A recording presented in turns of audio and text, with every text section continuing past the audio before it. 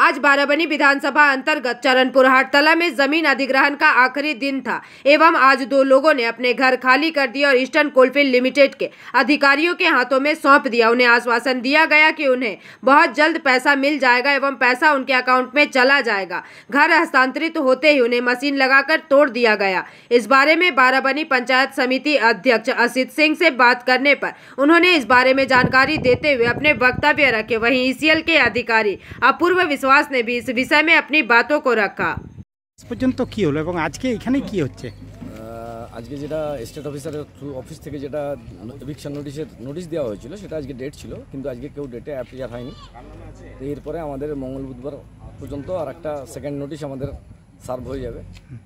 তো এই notice serve করার ইন দ্য মিন টাইম কালকে আমাদের দুজন গেছিলেন এমপ্লয়ি, তারা চরণপুর হাটতলারই, তারা বলেছিল নিজেরাই ঘর খালি করে দিয়েছে।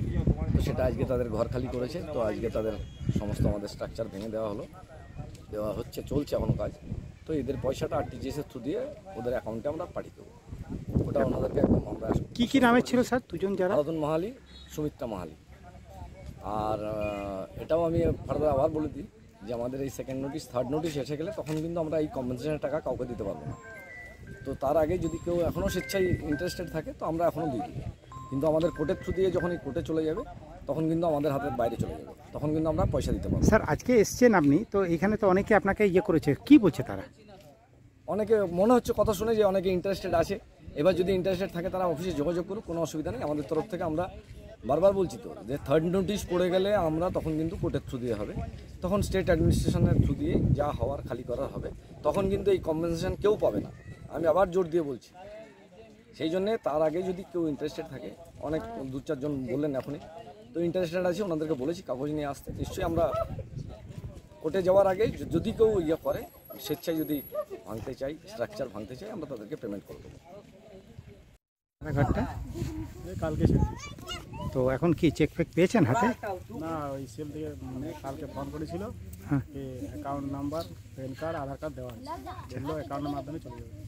কতগুলো পরিবার এই ঘরটাতে কতজন থাকতেন আপনারা? তো কোথায় যাচ্ছেন এখান থেকে আপনারা? আমি কলিয়ারিতে থাকি, কলিয়াতে শিফট করেছি। আচ্ছা, কি নামটা আপনার? বাবার নাম আরাধন মাহালি, আমার নাম গণেশ মাহালি।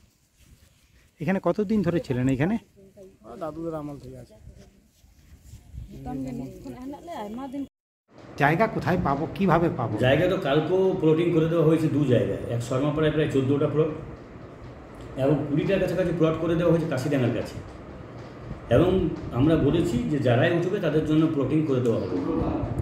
এখন পর্যন্ত আপনার আগে দুটো উঠেছে, আজকে 4জন উঠবে। আজকে আরও মানুষ ওঠার জন্য উদ্গ্রীব হয়ে আছে।